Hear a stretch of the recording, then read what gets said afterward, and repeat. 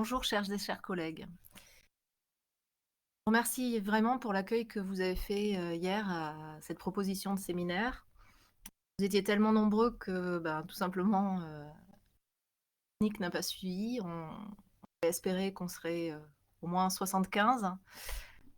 Il y avait plus de 450 personnes, connectées, au même instant, plus du double qui étaient en attente. Aujourd'hui, il y a près de 1000 personnes qui sont inscrites, pour suivre le séminaire. Voilà, ça a été une forme de petite folie pour le traitement de tout ça. Et c'était à la fois très frustrant puisque on n'a pas pu se connecter, vous comme moi d'ailleurs, hein, je me suis fait éjecter de la conférence et j'ai jamais pu y retourner.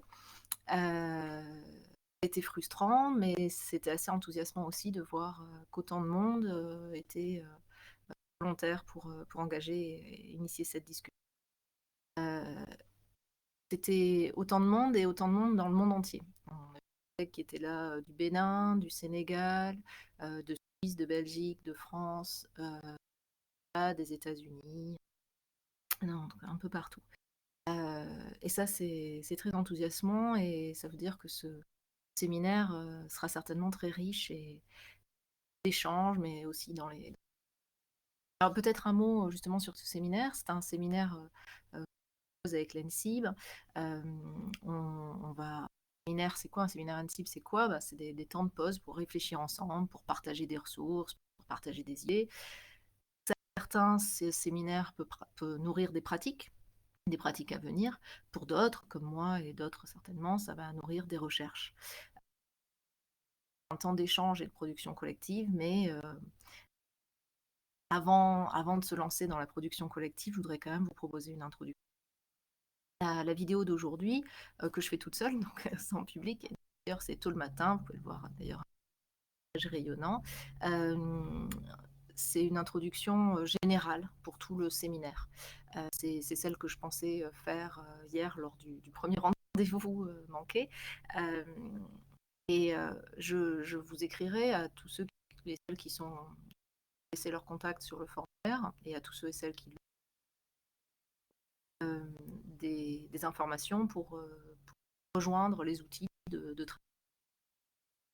L'idée, c'était plutôt de vous donner une vidéo de présentation générale, enfin en tout cas des questionnements qui m'amènent à vous proposer ce séminaire et qui expliquent aussi les formes particulières peut-être que prendront les temps de production collective. Voilà. Ça, je voudrais d'abord vous parler de continuité. Pour beaucoup d'entre nous, il me semble, la première semaine de confinement a d'abord été une semaine dédiée à l'assurance de santé. Alors là, je veux dire qu'il s'agissait d'assurer et de s'assurer de la bonne santé. Alors pour certains de nos parents, de nos collègues, de nos étudiants, de nos élèves, mais aussi de nos proches, bien sûr, de nos amis, de nos familles et de nous-mêmes. D'ailleurs, nous avons tous parlé cette semaine, cette première semaine-là, avec des amis avec lesquels nous n'avons d'habitude finalement que des contacts très forts, hein, mais que somme toute quand même sporadiques. Même, nous voici dotés de comptes WhatsApp avec des oncles et tantes que nous n'avons pas vus depuis 20 ans. Alors certes, nous avons travaillé pendant cette première semaine, mais soyons honnêtes, avec la tête et c'était bien normal. Dans le même temps, s'est mis en place ce qu'on a appelé la continuité. Alors continuité de quoi? Continuité de travail. Les plus chanceux, on nous a fourni du matériel. Pareil, pour les plus chanceux, on nous a assuré des outils de travail interne, mais ce n'est pas le cas de tout le monde. Continuité pédagogique, pour les scolaires et les universitaires, on en parle beaucoup, je ne vais pas insister. Une continuité de service, donc les institutions dont les lieux et les espaces ont fait. Une continuité de vie, tout simplement. Faire à manger, s'occuper des enfants, s'occuper de son chez-soi, s'occuper de soi, etc. Et dans cette continuité promise, il me semble qu'il s'exprime beaucoup d'espoir. Beaucoup d'espoir. D'abord, l'espoir que le confinement n'est pas la rupture totale de toutes les normalités. Qu'au-delà d'une normalité liée au rythme biologique, manger, dormir, etc., il y a une certaine normalité qui est liée au travail. Certains d'entre nous, d'entre nos concitoyens d'ailleurs, travaillent encore dans leurs établissements. nous les rencontrons les hôpitaux, bien sûr, le nettoyage des rues et de nombreux autres travaux. D'autres télétravaillent avec exactement les mêmes horaires qu'avant. Moi, j'en suis là. Je garde les mêmes horaires. Je travaille pas le mercredi après-midi, donc je travaille pas le mercredi après-midi. Un collègue me racontait qu'un enseignant de son enfant au collège donne des devoirs sur son heure de cours. Cours de 16h à 17h normalement, donc cours de 16h à 17h en temps de confinement. Et j'ai rigolé quand il m'a raconté ça, mais en vérité, c'est exactement la même chose.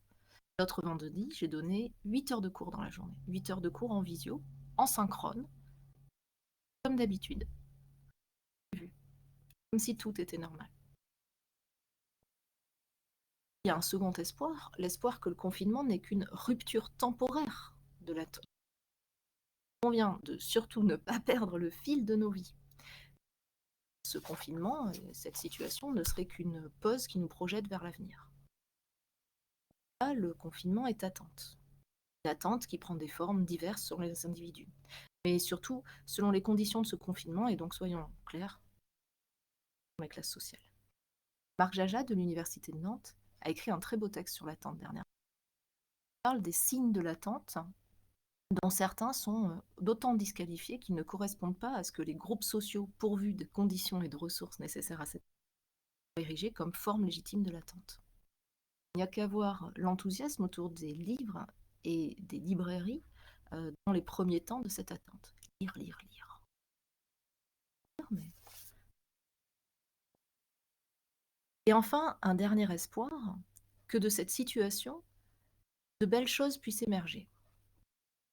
Un collègue néo-zélandais, un collègue bibliothécaire néo-zélandais sur un post de blog rédigé pour parler de tout ce qu'il propose comme service pendant la fermeture, écrit « Positivité et bonne vibration remontent toujours au-dessus de tout.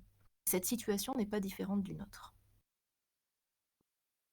On voit dans cet espoir, en vérité, pour moi, le ras-le-bol que nous avons de cette société.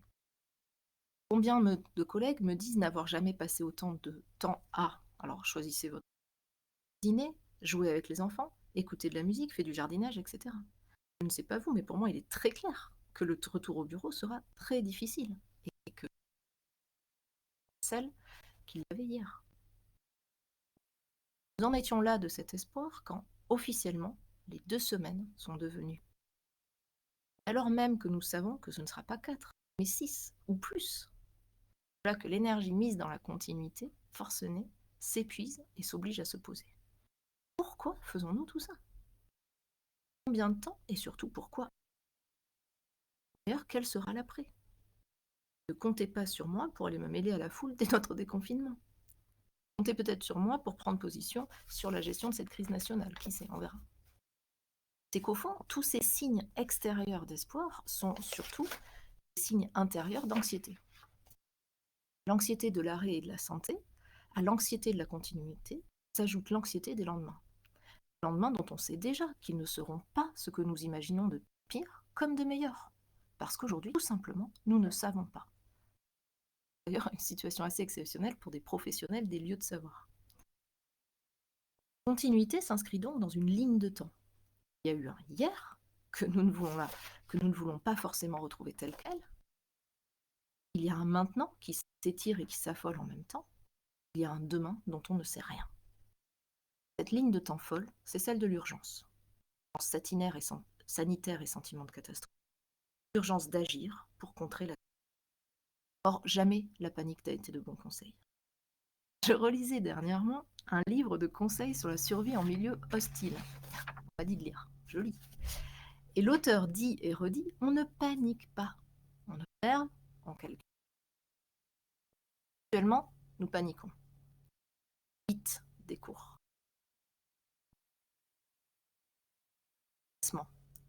Parce que nous ne voulons pas imaginer que cette situation ne se termine pas rapidement. Nous voulons agir pendant que la crise est là. Or, soyons clairs, non seulement elle est là, mais elle sera là demain. Autrement comme, je ne sais pas, un épisode suivant, par exemple la crise économique. Autrement comme une nouvelle saison, alors coronavirus, épisode hiver 2021, ou comme une série concurrente. Pensons à ce que le changement climatique nous amènera de crise. C'est pour ça qu'il convient de ralentir. Nous n'étions pas prêts. Serons-nous pour la suite? La question qui se pose pour nous, là, maintenant, est une institution comme la bibliothèque est-elle parée pour faire face aux événements, à tout événement? Merleau-Ponty parle de l'institutionnalisation des événements. Qu'est-ce que cet événement, cette situation sans précédent de notre mémoire, créera comme institution? Comment notre institution y fera question, et c'est là aussi la spécificité de cet événement, grande majorité des pays de la planète. Événement mondial par excellence qui fait que d'autres que nous se posent les mêmes questions dans exactement les mêmes conditions. Tous en même temps, tous arrêtés dans le cycle de notre normalité, tous en contact, tous fournisseurs de ressources pour la Terre. Jamais nous n'avons autant fait communauté au niveau mondial. Cette situation est l'occasion de l'écriture d'un récit commun, mondial, par conséquent aussi d'une réflexion sur les biens communs. Regardez les ouvertures de droit, d'accès. Regardez l'État qui appelle à l'ouverture de la science. Quelque chose bouge. Quelque chose doit bouger. Aïcha Liviana Messina, dans un très beau texte paru la semaine dernière, écrivait: reconnaître la dimension politique de la maladie dans un monde inévitablement mondialisé revient à se demander à quel monde politique nous pouvons construire avec, contre, la maladie. C'est dans ce qu'il me semble que nous devons mener, c'est donc ce qu'il me semble que nous devons mener, non pas avec urgence et rapidité, penser des services que nous pourrions rendre, mais plutôt prendre le temps de construire quelque chose. Paolo Giordano a écrit récemment: je ne veux pas passer à côté de ce que l'épidémie nous dévoile de nous-mêmes. C'est ce dévoilement que nous devons travailler, auquel je vous invite dans ce séminaire. Certes, nous pouvons faire la liste de tous les services que nous proposons. Certains l'ont fait dès les premiers jours, d'autres hier, frustrés de la connexion au séminaire. Certes, nous pouvons faire cela.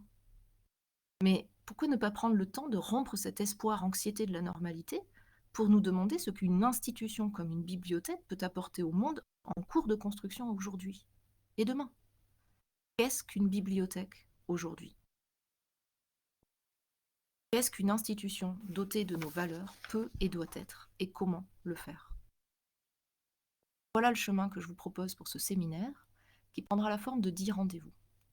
Besoin, espace, groupe social, espace public numérique, culture numérique, collection, médiation, relations, territoire, reconnaissance. Je vous remercie de votre attention et je vous propose donc très prochainement des rendez-vous de travail collectif pour aborder chacun de ces thèmes. J'enverrai des informations par mail à toutes les personnes qui se sont inscrites sur le formulaire et vous proposerai des rendez-vous par groupe en fonction voilà, de peut-être 150 premiers ensemble et de 150 suivants ensemble, etc. etc. avec des outils que je travaille à la fois avec les collègues de l'ENSIB, notamment la bibliothèque, le pôle ressources, vous fournir des bibliographies et un site où vous retrouverez toutes ces informations et notamment les vidéos des différentes introductions, mais aussi avec Benoît Valory du TILAB à Rennes qui m'aide à trouver les outils adéquats pour mener et animer au mieux les séances à venir. Voilà. Je vous remercie pour votre attention et à très vite alors pour travailler et réfléchir tranquillement ensemble. Merci.